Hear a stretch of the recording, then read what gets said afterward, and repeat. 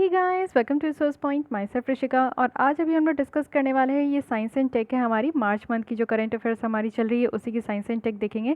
तो इस बार science and take में काफ़ी अच्छे से यहाँ पे आपका डिटेल में समझाया गया है कोविड-19 को लेकर, और हर एक माइन्यूट सी जो भी यहाँ पे डिटेल आपको देखने को मिलेगा कोरोना वायरस से लेकर। और कोई भी तरीके की अगर किसी भी टॉपिक में आपको कन्फ्यूजन है तो यहाँ पर आपकी सारी कन्फ्यूजन यहाँ पर दूर होने वाली है, और जितने भी डाउट है वो डिस्ट्रॉय ज़रूर हो जाएंगे, क्योंकि बहुत अच्छे तरीके से इस बार कवर किया गया है विजन आइज के मैगजीन में।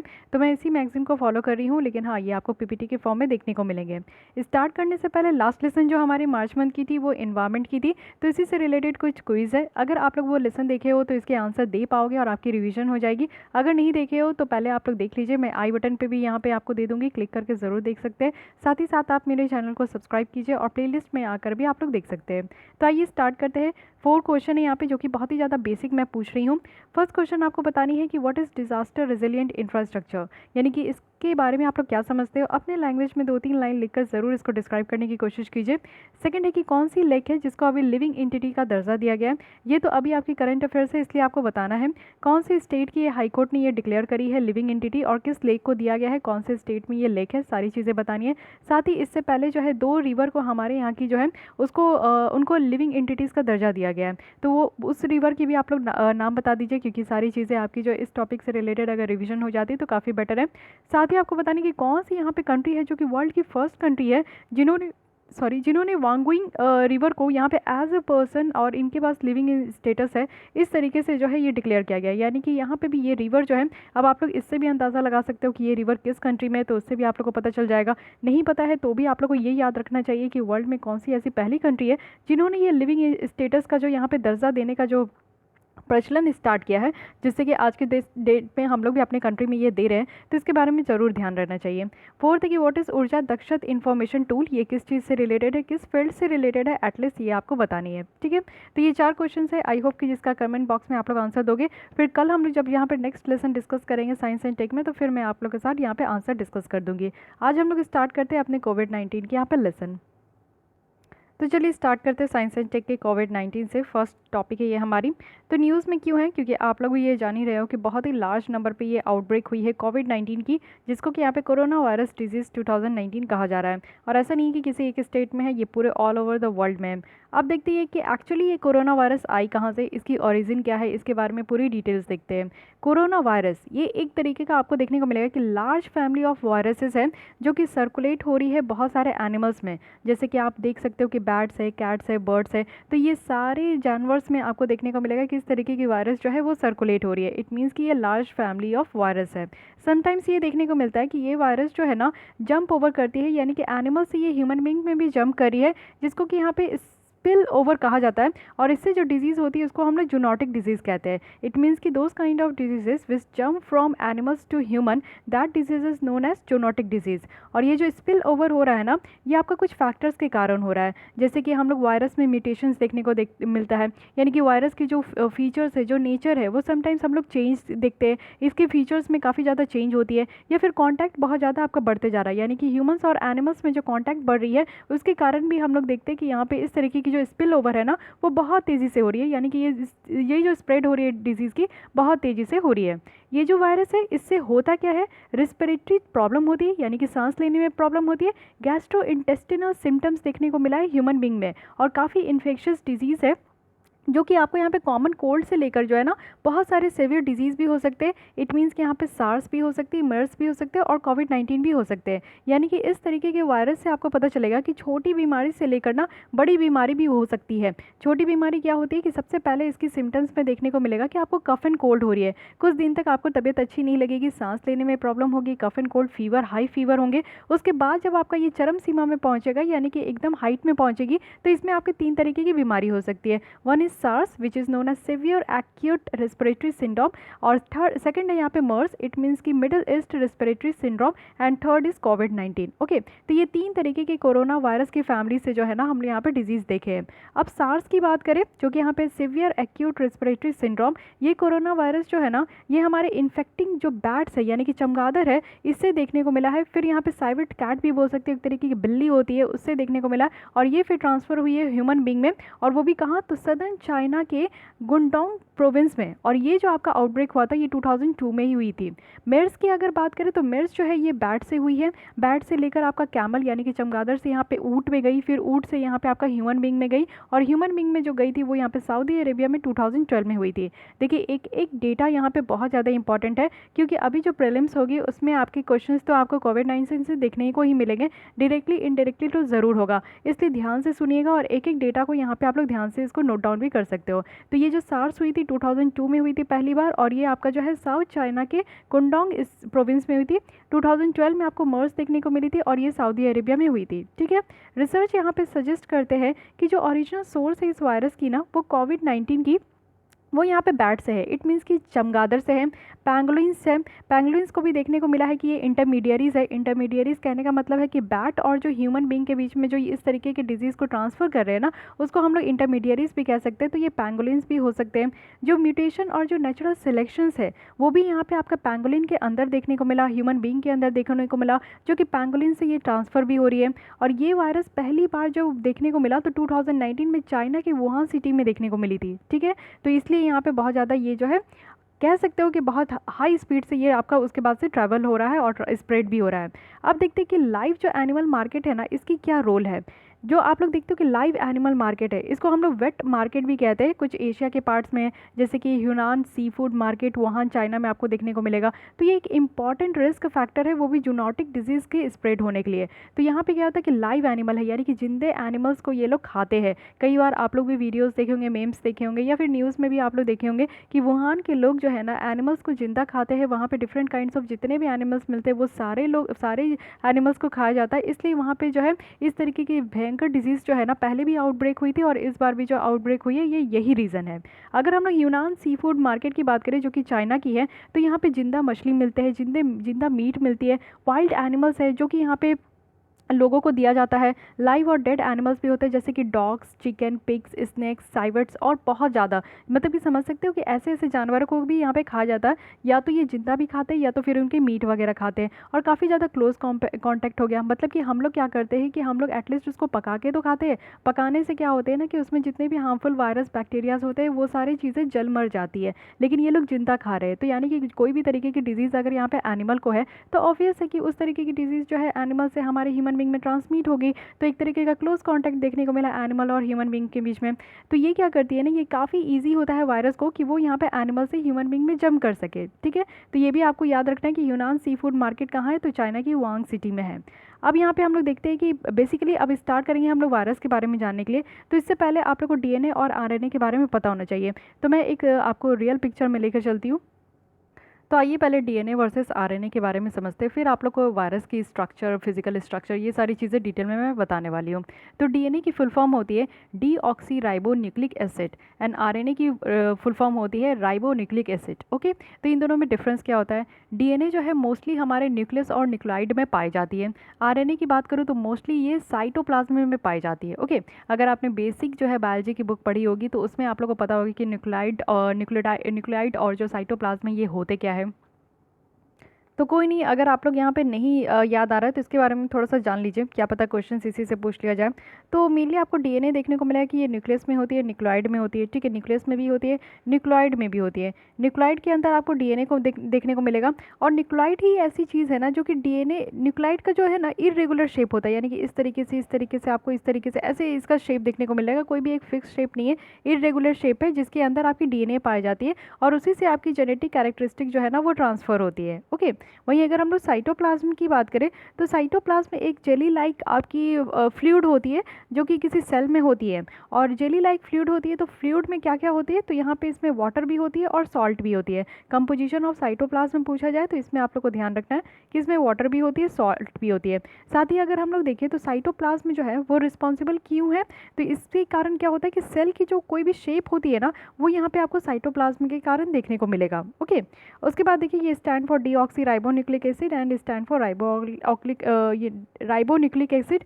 और डीएनए की बात करूँ डीऑक्सिक राइबोस, तो ये शुगर है जहाँ पे बेसिस आपका क्या क्या है, तो ATCG, इट मीन्स कि adenine, thymine, cytosine and guanine. Okay, ये आपका जो है ATCG है। तो ये 4 आपका जो है बेस है और DNA जो है एक आपका शुगर है, ध्यान रखिएगा। राइबोस भी एक शुगर है, लेकिन यहाँ पे बेस आपकी 3 होती है, यहाँ पे थैमिन नहीं होती है, सिर्फ एडेनिन होती है और आपका जो है यहाँ पे ग्वानिन होती है, साइटोसिन होती है, यूरेटिन होती है। ओके, तो यहाँ पे ध्यान रखिएगा, एडेनिन और यूरेसिल और साइटोसिन और आपकी ग्यूनिन, ये 4 होती है। उसके बाद DNA में देखिए तो लॉन्ग पॉलीमर होते हैं और यहाँ पे RNA में आप देखोगे तो ये शॉर्टर होती है। DNA में अगर आप लोग देखोगे तो यहाँ पे पेयर होती है, तो यहाँ पे आपका जो है ना T एंड C का पेयर होता है G के साथ, यानी कि थायमिन, साइटोसिन, और इसका पेयर होता है आपका ग्यूनिन के साथ।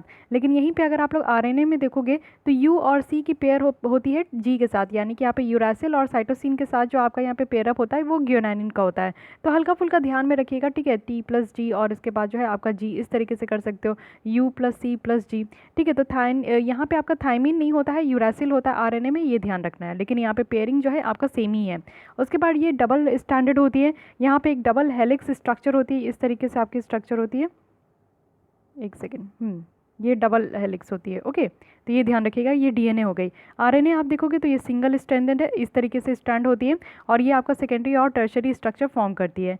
DNA की बात करूँ तो ये B फॉर्म प्रेफर करते हैं और RNA की फॉर्म करूँ तो ये A फॉर्म प्रेफर करते हैं। DNA की बात करूँ तो इससे जो है आपका अल्ट्रावायलेट की जो डैमेज है ना वो ज़्यादा होती है, लेकिन RNA में इससे जो डैमेज है ना अल्ट्रावायलेट से, ये कम होती है। DNA में बात करूँ तो ये जेनेटिक इन्फॉर्मेशन को कैरी करती है, जो भी किसी भी इंसान के लिए या फिर किसी भी प्रजाति के लिए डेवलपमेंट के लिए, फंक्शनिंग करने के लिए और रिप्रोडक्शन करने के लिए यहाँ पे ज़रूरी है।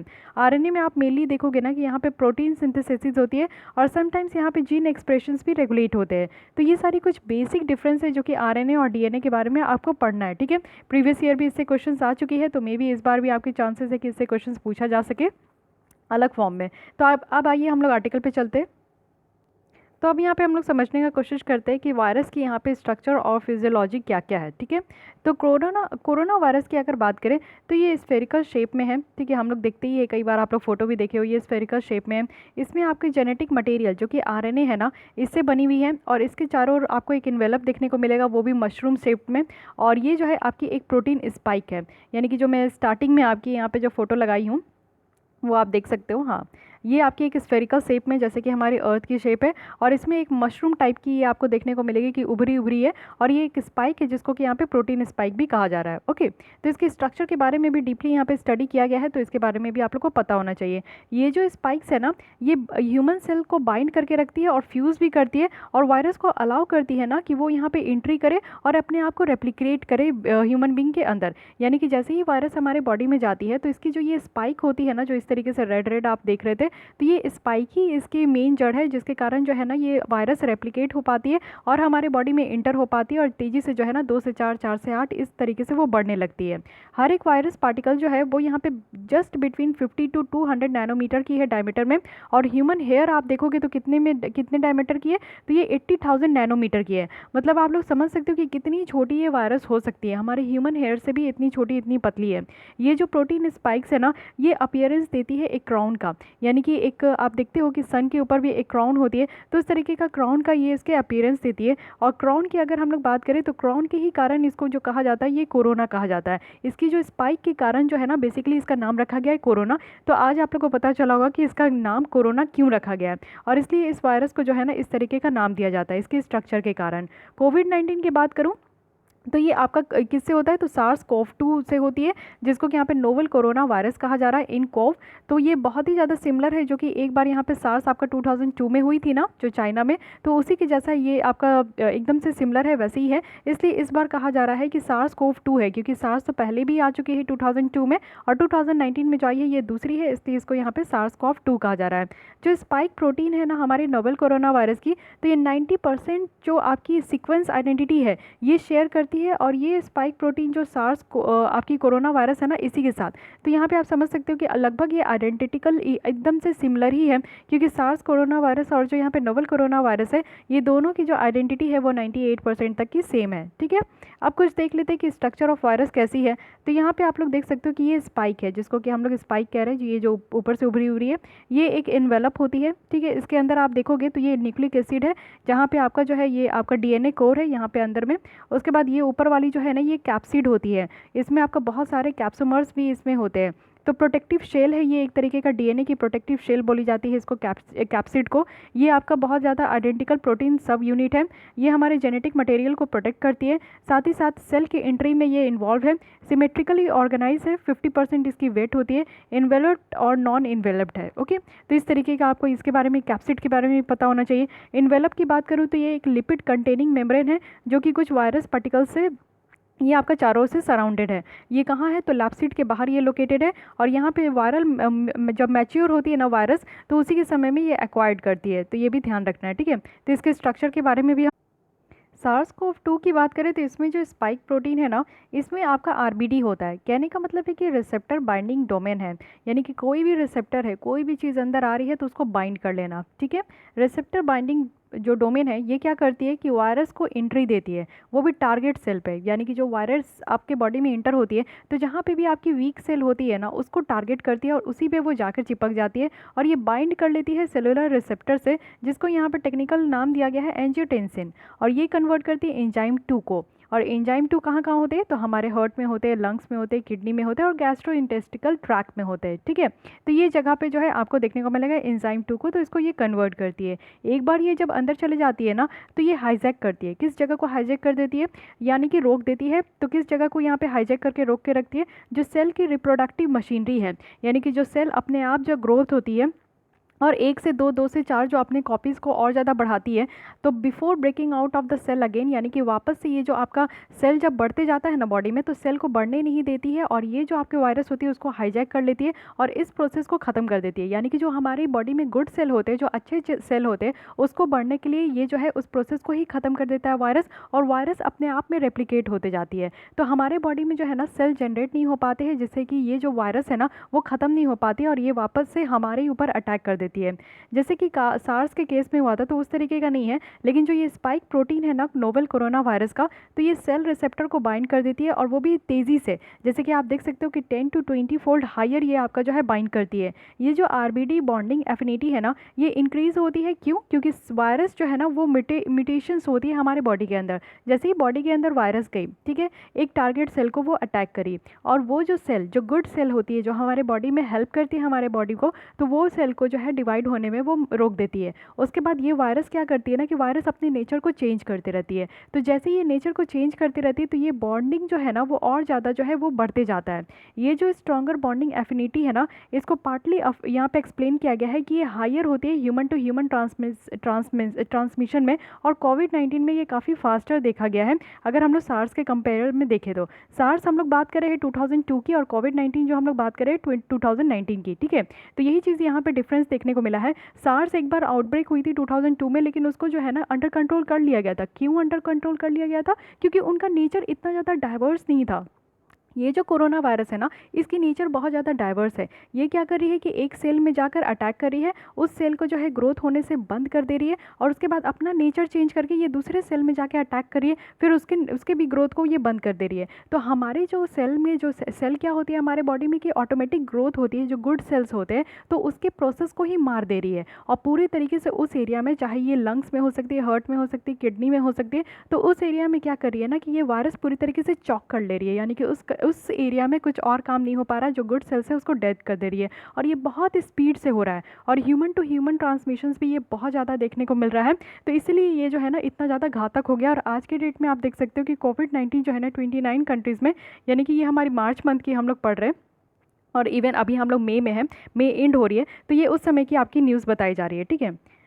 अब देखते हैं कि प्राइमरी केसेस क्या क्या है, इंडेक्स केसेस देखेंगे डिजीज़ के आउटब्रेक में। जो टर्म है प्राइमरी केस, ये सिर्फ आपका अप्लाई होगा इन्फेक्शियस डिजीज़ में, जो कि हमारे ह्यूमन टू ह्यूमन ट्रांसमिट हो रही है।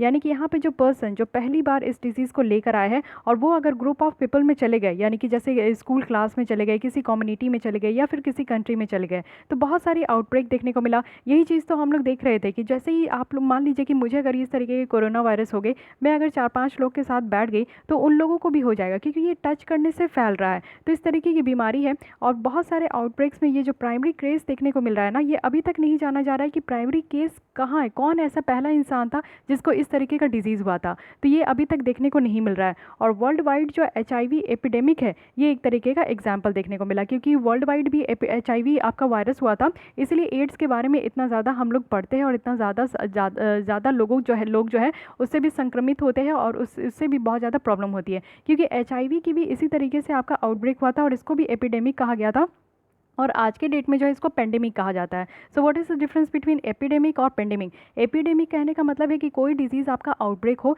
जिसकी कोई भी मेडिसिन नहीं हो, लेकिन वो आपका एक कॉन्टिनेंट में ही हो, ठीक है, ज़्यादा से ज़्यादा लोग को संक्रमित करे लेकिन एक कॉन्टिनेंट में हो। पैंडेमिक कहने का मतलब है कि ऐसे डिजीज़, एक न्यू डिजीज़ का आपका आउटब्रेक हो लेकिन उसकी कोई भी मेडिसिन नहीं हो, लेकिन वो ऑल ओवर द वर्ल्ड में, यानी कि 2 से ज़्यादा अगर कॉन्टिनेंट में वो फैल जाती है तो उसको पैंडेमिक कहते हैं, ठीक है। तो एपिडेमिक था HIV और अभी हमारी कोविड-19 ये पेंडेमिक है। जो इंडेक्स केसेस है, यानी कि समटाइम्स इसको जो है पेशेंट जीरो में भी रेफर किया जाता है, ये फर्स्ट डॉक्यूमेंटेड पेशेंट इन्फेक्टेड है, वो भी वायरल से और बैक्टीरियल डिजीज से। ये एक आउटब्रेक देखने को मिला है पॉपुलेशन के विद इन। जो इंडेक्स केस है ना, या तो ये इंडिकेट कर सकती है कि डिजीज़ के क्या सोर्सेस है या फिर नहीं भी कर सकती है, तो इसको हम लोग इंडेक्स केस कह रहे हैं। इंडेक्स केस कहने का मतलब है कि वो फर्स्ट पीपल जिनको इस तरीके की बीमारी हुई थी, तो अब तक तो उनके बारे में पता नहीं चला है और ना ही पता चल पाएगा। तो ये जो पॉसिबल स्प्रेड हो रहा है, जिससे कि आप देखोगे कि ये सारे डिजीज़ जो है बहुत तेज़ी से आपकी जो है आउटब्रेक हो रही है, और इससे क्या सबसे पहली बात होती है कि लोगों में जो है ना इस तरीके का अवेयरनेस लेकर आना है, क्योंकि अवेयरनेस से ही हम लोग अपनी जान बचा सकते हैं। आज की भी डेट में जो कोविड-19 चल रही है, इसके लिए आपको जो है ना सबसे ज़्यादा अवेयरनेस की ज़रूरत है, क्योंकि अभी हमारे पास सिर्फ प्रिवेंटिव मेजर्स है, हमारे पास कोई मेडिसिन नहीं है, कोई भी तरीके की ट्रीटमेंट नहीं है। ट्रीटमेंट भी चल रही है, ठीक है, इम्यूनिटी स्ट्रॉन्ग करने के लिए ट्रीटमेंट है। आगे हम लोग प्लाज्मा थेरेपी के बारे में पढ़ेंगे। तो ऐसा भी बताया जा रहा है कि जो आउटब्रेक हुआ है डिजीज़ का, वो शायद ह्यूमन टू ह्यूमन भी ट्रांसमिट नहीं हुआ है, तो इस तरीके का भी एक इंडेक्स केसेस इस तरीके का ही बताया जा रहा है। बट करेंटली ऐसा बताया जा रहा है कि वी डोंट नो कि पेशेंट जीरो, यानी कि कोविड-19 आउटब्रेक में पेशेंट जीरो कौन है, इसके बारे में भी नहीं पता है। कुछ हाइपोथेसिस है जो कि ये बता रहे हैं कि आउटब्रेक जो है ना वो चाइनीज़ मार्केट से ही स्टार्ट हुआ है और फिर ये धीरे धीरे जो है लिविंग एनिमल से ये ह्यूमन बींग में गया और इस तरीके से जो है स्प्रेड हो गया। तो before spreading human to human, ये पहले ट्रांसमिट कैसे हुआ, तो एनिमल से ह्यूमन में हुआ, और इसको जो है मोस्ट लाइकली ऐसे ही कंसीडर किया जा रहा है, वो भी WHO के द्वारा, कि ये जो है ना जो चाइना के मार्केट है उसी से ये ओरिजिन हुआ है, और फिर उसके बाद जो लिविंग एनिमल से ये आपका जो ट्रांसमिट हुआ है ह्यूमन में, उसके बाद जो है ह्यूमन टू ह्यूमन ट्रांसमिट हुआ है। तो ऐसा कहना है WHO के द्वारा। कुछ इंस्टेंसेस में अगर हम लोग देखें तो प्राइमरी केस जो है ना वो भी यहाँ पे एक इंडेक्स केस है, बट ऑफन वो सेम नहीं है जैसा कि यहाँ पे माना जा रहा है। आइडेंटिफाई किया जा रहा है कि कौन ऐसे लोग हैं जो कि इस तरीके के क्रूशियल क्वेश्चंस को हेल्प कर सकते हैं कि कैसे, कब, कहाँ से ये स्टार्ट हुआ, क्योंकि इसके बारे में तो अब तक भी नहीं पता कि कैसे स्टार्ट हुआ, एक्चुअली कहाँ से स्टार्ट हुआ और कब स्टार्ट हुआ, क्योंकि ये तीनों क्वेश्चन अभी भी डिलेमा में है और ये हम लोग जो है एज्यूम कर रहे हैं, ठीक है। तो ये इससे जो है ना फर्दर हम लोग जो है लोगों को इस चीज़ों से इन्फेक्ट होते हुए हम लोग बचा सके, तो इस बारे में ये अगर पता चल जाए ना व्हेन वाई व्हाट और हाउ व्हेन वाई, तो इससे जो है फर्दर इस चीज़ को ट्रांसमिट करने में हेल्प मिल सकेगा कि इसको ट्रांसमिट होने से हम लोग रोक सकें। अब यहाँ पे देखते हैं एपिडेमियोलॉजी ऑफ SARS-CoV-2। तो ये जो आपका एपिडेमिक होते जा रहा है, उसके बाद पेंडेमिक हो गया, तो इसके बारे में हम लोग धीरे धीरे देखने वाले हैं। वायरल यहाँ पे एपिडेमियोलॉजी देखें तो ये एक साइंटिफिक डिसिप्लिन है जिसमें कि हम लोग इंसिडेंट्स को यहाँ पे स्टडी किया जाता है, जो वायरस की स्प्रेड होती है पॉपुलेशंस में ओवर टाइम, इसके बारे में स्टडी किया जाता है, और अल्टीमेट होता है कि यहाँ पे देखा जाए कि कुछ इंटरवेंशन स्ट्रैटेजीज लेकर आया जाए, ठीक है। यानी कि यहाँ पे ये जो आपका स्टडी किया जाता है एपिडेमियोलॉजी, तो एपिडेमियोलॉजी इसमें जो क्या होता है कि वायरस किस तरीके से ट्रांसमिट हो रही है इसके बारे में स्टडी किया जाता है। ज्योग्राफिक डिस्ट्रीब्यूशन अगर हम लोग देखें तो कोविड-19 की केस जो है वो सारे कॉन्टिनेंट में आज की डेट में रिपोर्ट हो चुकी है एक्सेप्ट अंटार्कटिका में, और स्टीडली राइज हो रही है, यानी कि पूरे वर्ल्ड में आपको देखने को मिलेगा कि कोविड-19 की केसेस बहुत ज़्यादा बढ़ते जा रही है। रूट ऑफ ट्रांसमिशन देखें तो ये रेस्पिरेटरी ड्रॉपलेट के भी कारण हो रही है, जैसे कोई भी इन्फेक्टेड पीपल्स है अगर वो खांसते हैं, छींकते हैं, तो उससे भी जो ड्रॉपलेट निकलती है उससे भी ट्रांसमिट हो रही है through aerosol in the air. और उसके बाद रिप्रोडक्शन नंबर आप देखोगे, यानी कि नंबर ऑफ़ एडिशनल केसेस जो है वो यहाँ पे इनिशियल केसेस से और ज़्यादा बढ़ रही है। यहाँ पे RO बताया जा रहा है, यानी कि R0, जिसको यहाँ पे बेसिक रिप्रोडक्शन नंबर बताया जा रहा है, तो ये रेट है जिससे कि यहाँ पे वायरस ट्रांसमिट हो रही है। RO जो है एक न्यू इन्फेक्शन है, एग्जिस्टिंग इन्फेक्शन है, या फिर average number of new infection है जो कि आपका इन्फेक्शियस पीरियड के में देखने को मिलता है। ये इंडिकेट करती है कि एवरेज नंबर ऑफ़ पीपल, यानी कि कितने एवरेज नंबर ऑफ़ पीपल है जो कि इस वायरस से कॉन्टैक्ट में आए हैं और वो भी यहाँ पे इन्फेक्टेड पर्सन के कांटेक्ट में थे तभी उनको इस तरीके का वायरस जो है कांटेक्ट किया है। वो भी ये आपका जो है ना, उनके पास अगर इम्यूनिटी सिस्टम अगर स्ट्रांग नहीं है तभी इस तरीके के वायरस जो है ना उस तरीके के पर्सनस को अटैक करते हैं। इसको हर्ड इम्यूनिटी या वैक्सीनेशंस भी यहाँ पे कहा जा रहा है, इसके बारे में भी देखेंगे हम लोग। RO जो है ये 1 इंडिकेट करती है कि constant number of infected people है। 1 से अगर नीचे है तो ये ट्रांसमिशन हो रहा है कम लोगों में, और 1 से ज़्यादा है तो ये ट्रांसमिट हो रही है हायर नंबर में। Please note it down, this is very important information. RO यहाँ पे रखा गया है जिसके थ्रू जो है रिप्रोडक्शन नंबर यहाँ पे देखा जा रहा है कि किस तरीके से ये जो आपकी डिजीज़ है ये ट्रांसमिट हो रही है। तो इसमें आपका जो है +1 यानी कि 1 है, तो यानी कि यहाँ पे आपका constant number of infected people है। और 1 से अगर ज़्यादा है तो यहाँ पे माना जा रहा है कि ये जो ट्रांसमिशन है बहुत हायर नंबर पे बढ़ रही है, और 1 से अगर कम है तो ये माना जा रहा है कि ट्रांसमिशन जो है बहुत कम नंबर पे हो रही है। ठीक है, WHO के अगर अकॉर्डिंग देखें तो कोविड-19 जो रिप्रोडक्शन नंबर है ना, ये अंडरस्टूड किया जा रहा है कि 2 से 2.5 के बीच में है, यानी कि बहुत ही ज़्यादा हाई है, और इसको एज हाई एज 5 भी माना जा रहा है। यानी कि आप लोग समझ सकते हो कि कितने तेज़ी से ये जो आपकी डिजीज़ है ये बढ़ रही है। इंक्यूबेशन पीरियड देखें, इंक्यूबेशन पीरियड कहने का मतलब है कि जो टाइम होता है जब से ये वायरस को कैच किया जाता है और इसकी सिम्टम्स देखने को मिलती है। तो हम लोग कह रहे हैं ना कि 14 डेज़ का जो है इंक्यूबेशन पीरियड है, कि जैसे आपने जो है किसी भी चीज़ को टच किया जिसमें कि ऑलरेडी कोरोना वायरस थी, तो आपने गेट को टच करी और उसमें कोरोना वायरस थी, तो आपने टच करी तो वो आपका जो है आपके अंदर कोरोना वायरस आ गई, लेकिन सिम्टम्स आपको कब से दिखने लगा, ये 14 दिन के बाद सिम्टम्स देखने को मिलता है। तो इसको हम लोग इंक्यूबेशन पीरियड कहते हैं। तो इनको भी यहाँ पे जो 14 डेज़ की जो फॉलोइंग प्रोसीजर होती है, इसी में मोस्ट केसेस जो है ना वो यहाँ पे निकल कर आती है। मोस्ट केसेस आपको 4 to 5 डेज़ के बाद भी देखने को मिलेगा। इन्फेक्टेड पर्सन जो है ये वायरस को ट्रांसमिट कर रहे हैं इसी पीरियड में, यानी कि जितने भी लोग यहाँ पे ट्रांसमिट हो रहे हैं और इतने जो लार्ज नंबर निकल कर आ रहे हैं ना, वो इस इंक्यूबेशन पीरियड में ही ट्रांसमिट हो रहे हैं, क्योंकि सिम्टम्स आपको 14 डेज़ के बाद देखने को मिल रही है, इवन 7 डेज़ के भी बाद देखने को मिल रही है। और इन बिटवीन इस 7 दिन में 14 दिन में आपने कितने लोगों से मिले, आप कितने लोगों के टच में आए, या फिर कितने चीज़ों को आपने छुआ, तो इससे जो है काफ़ी लोग भी संक्रमित हो रहे हैं। साथ ही सिम्टम्स भी देख लीजिए कि इसमें सिम्टम्स क्या क्या है। तो सबसे पहली है कि इसमें फीवर है, कफ है, ब्रीथनेस की शॉर्टनेस होगी यानी कि सांस लेने में प्रॉब्लम होगी, ये इसकी क्लासिकल सिम्टम्स है। यानी कि ऐसा कुछ अगर आप लोग भी फील कर रहे हो, आपके अगल बगल भी कोई भी फील कर रहा है जो कि आप देख रहे हो, तो आप समझ जाइए कि उनको इस तरीके की प्रॉब्लम है, तुरंत चेकअप कराना चाहिए। साथ ही स्मेल की लॉस होना, यानी कि आप जो है किसी भी चीज़ को जैसे सूंघ के समझ जाते हो कि क्या है नहीं है, तो स्मेल की लॉस होना, टेस्ट की लॉस होना, कुछ भी खा रहे हो तो उसमें टेस्ट नहीं लग रहा है, तो ये भी अर्ली वार्निंग साइन है कोविड-19 की। साथ ही यहाँ पे माइल्ड, मॉडरेट और जो सीवियर इलनेस है ये भी देखने को मिलेगा, जिसमें कि आपका सीवियर निमोनिया भी हो सकती है, ARDS भी है यानी कि एक्यूट रेस्पिरेटरी डिस्ट्रेस सिंड्रोम भी है, सेप्सिस भी है, सेप्टिक शॉक भी है। तो ये सारे कुछ सिम्टम्स है जो कि देखने को मिलेगा।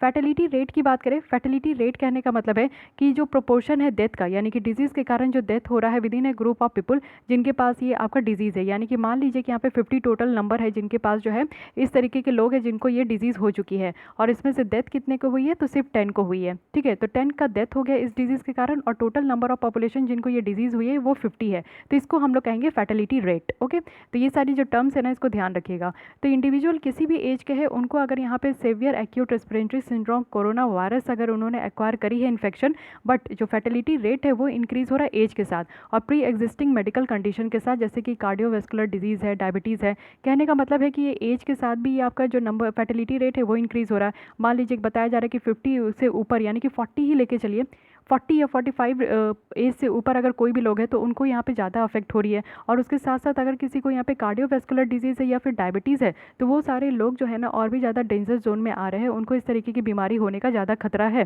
ठीक है, पीरियड ऑफ इन्फेक्टिविटी यहाँ पे बताया जा रहा है, यानी कि इंटरवल है जो कि आपका एक इंडिविजुअल कोविड-19 के इन्फेक्शंस में है। अगर वो इन्फेक्शस है, आपको कोविड-19 हो चुका है और वो इंडिविजुअल की जो है इंटरवल यहाँ पे देखा जा रहा है। ठीक है, यानी कि एक इंसान को ये कोविड-19 की जो इन्फेक्शन है उसका कितना इंटरवल है डिटरमाइन किया जाता है यहाँ पे वायरल RNA डिटेक्ट करके, यानी कि अभी हम लोग पढ़े राइबोन्यूक्लिक एसिड को, इसको डिटेक्ट किया जाता है रेस्पिरेटरी से और कुछ स्पेसिमेंस को भी यहाँ पे, और सिम्टम्स यहाँ पे देखा जाता है। और ये लैटर क्या होता है कि इलनेस में अगर कन्वर्ट हो जाता है, यानी कि बीमारी हो जाती है, तब यहाँ पे देखा जाता है। यानी कि आप अगर सही अच्छे से फील नहीं करो, गुड फील नहीं करो, तब यहाँ पे आपका चेकअप किया जाता है।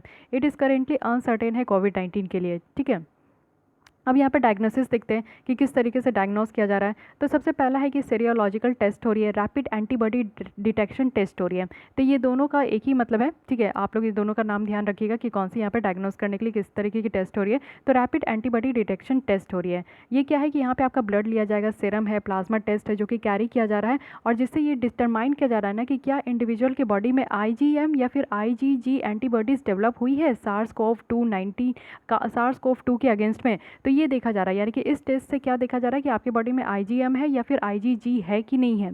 और यहाँ पे आप देखो कि इम्यूनोग्लोबिन्स, जिसको कि यहाँ पे एंटीबॉडीज़ भी कहते हैं, तो ये आपका ग्लाइसोप्रोटीन मॉलिक्यूल्स है जो कि प्लाज्मा सेल से प्रोड्यूस होता है। और प्लाज्मा सेल आपको कहाँ देखने को मिलेगा? वाइट ब्लड सेल में, ठीक है।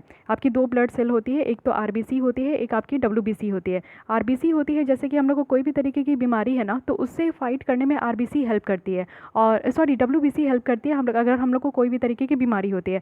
RBC का काम है यहाँ पे हेमोग्लोबिन बढ़ाना, ठीक है। और हमारी जो ब्लड रेड है वो जस्ट बिकॉज ऑफ RBC के कारण देखने को मिलता है। लेकिन यहाँ पे WBC काम करेगी जब भी हम लोग किसी भी डिजीज़ को फाइट करने के बारे में बात करते हैं। ये एक क्रिटिकल पार्ट होती है इम्यून रिस्पॉन्स का, और यहाँ पे इसको रिकॉग्नाइज किया जाता है, किसी पर्टिकुलर एंटीजेंस के साथ इसको बाइंड किया जाता है, जैसे कि बैक्टीरिया हो गए, वायरस हो गए, और फिर इसको डिस्ट्रक्ट करने में वो काफ़ी हेल्प होती है। स्टार्टिंग में ही हम लोग पढ़े थे कि यहाँ पे क्या किया जाता है वायरस के द्वारा, कि जो भी टारगेट सेल है उसको वो वहाँ पे अटैक करते हैं, और टारगेट सेल को यहाँ पे पूरी तरीके से बाइंड कर देते हैं ना, कि ये सेल फर्दर अपने आप को जो है वो रेप्लिकेट ना कर सके, यानी कि जो गुड सेल है वो रेप्लिकेट नहीं हो रही है, और वायरस अपना यहाँ पे इस एरिया में वो दबदबा बढ़ा देते हैं, यानी कि उनका यहाँ पे पूरी तरीके से मोनोपोली होती है। तो ऐसा यहाँ पे किया जा रहा है। IgM जो है ये फर्स्ट एंटीबॉडी है जो कि बॉडी यहाँ पे हमारी बनाती है। जब भी कोई न्यू इन्फेक्शन आती है ना, तो हमारे बॉडी में WBC के द्वारा ये IgM बनाया जाता है, और ये ज़्यादा लंबे समय तक स्टे नहीं करती है। वही IgG के बारे में बात करें तो ये लॉन्ग टर्म तक रहती है, यानी लंबे समय तक रहती है किसी भी इन्फेक्शंस के, अगर हम लोग को किसी भी तरीके का इन्फेक्शन हो जाता है तो उससे फाइट करने के लिए। So it may be asked कि IgM और IgG क्या है। तो IgM और IgG दोनों एंटीबॉडीज़ हैं, और हमारे बॉडी में जो एंटीबॉडीज़ होती है वो क्या करती है कि कोई भी अगर न्यू इन्फेक्शंस होती है हमारे बॉडी में, कोई भी वायरस, कोई भी बैक्टीरिया इंटर करती है, तो उसके अगेंस्ट में लड़ने में काफ़ी मदद करती है। तो IgM जो है लड़ती तो है, लेकिन ये शॉर्ट टर्म के लिए होती है। IgG जो है ये आपका लॉन्ग टर्म तक, लंबे समय तक रहती है, ठीक है। अगर एंटीबॉडीज़ प्रेजेंट होती है सैंपल में, तो इससे क्या है ना कि एंटीजेंस भी आपका बाइंड हो जाती है, और इसके कारण जो है टेस्ट स्ट्रिप में ये इमोबिलाइज्ड होती है, और ये एक कलर्ड रिएक्शन दे देती है। ये कैरिड आउट होती है यहाँ पे आपका जो सिम्टम्स देखने को मिलता है, सिम्पोमेटिक्स जो इंडिविजुअल्स होते हैं, और इसको कंफर्म किया जाता है मॉलिक्यूलर टेस्ट से। और साथ ही साथ इससे बहुत ज़्यादा हेल्पफुल होता है इस टूल से साइंटिस्ट को, कि वो डिटरमाइन कर पाते हैं कि कितना ये एक्सटेंट में है, जिससे कि डिजीज़ आपकी फैल रही है, और कितने जो डेवलप्ड इम्यूनिटी है, कितना यहाँ पे इम्यूनिटी को डेवलप करना पड़ेगा। तो ये साइंटिस्ट यहाँ पे रिसर्च करके इस तरीके के टेस्ट से वो पता कर पाते हैं। ओके, तो यहाँ पे इस टेस्ट के बारे में आप लोग समझ गए, सीरोलॉजिकल टेस्ट है, और ये इसको कहते हैं रैपिड एंटीबॉडी डिटेक्शन टेस्ट। तो ये टेस्ट हमारे बॉडी में किया जा रहा है, जिससे कि इस तरीके के डिजीज़ के बारे में पता किया जा रहा है। ओके, तो गाइस आज के लिए बस इतना ही रखते हैं। अभी भी बहुत कुछ बाकी है, इसकी ट्रीटमेंट देखेंगे फर्दर, और डायग्नोस्टिक देखेंगे, साथ ही साथ कैसा कैसा हर एक कंट्री में किस तरीके का माहौल है, ईच एंड एवरीथिंग हम लोग यहाँ पे साइंस के पोर्शंस के हिसाब से देखने वाले हैं। ओके, तो आज के लिए बस इतना ही। अगर आपको ये लेसन अच्छी लगी, हेल्पफुल लगी, तो लाइक कीजिए, अपने दोस्तों के साथ भी शेयर कर सकते हैं। फिर भी कोई डाउट, कोई सजेशन है तो कमेंट कीजिएगा। और प्रीवियस PT365 की कोई भी लेसन चाहिए तो आप लोग को मेरे टेलीग्राम चैनल को ज्वाइन करना पड़ेगा, जो कि रिसोर्स पॉइंट के नाम से। वहाँ पे प्रीवियस वीडियोस अवेलेबल है, आप लोग वहीं पे देख लो। मैं डेली वहाँ पे आपको शेयर कर देती हूँ, जिससे कि आप लोग कोई भी तरीके की प्रॉब्लम ना हो। साथ ही आप लोग स्क्रॉल डाउन करके भी बहुत सारे वीडियोज़ है, तो ज़रूर आप लोग देख सकते हो, ठीक है। रेस्ट ऑफ द वीडियोज़ जो है इसी तरीके से PPT के फॉर्म में आ रही है, और ये सारी विजनाइज की मैगजीन से ही लिया गया है। ओके, सोर्सेज जो है वो विजनाइज की मैगजीन है, लेकिन अब हम लोग PPT पे यहाँ पे पढ़ रहे हैं, क्योंकि हम लोग डायरेक्ट यहाँ पे PDF नहीं पढ़ सकते। ओके, सो इतनी बातें ज़रूर ध्यान रखिएगा, और सारी लेसन्स भी आ रही है तो उसको भी इंजॉय करते रहिए। सो आज के लिए बस इतना ही, थैंक यू।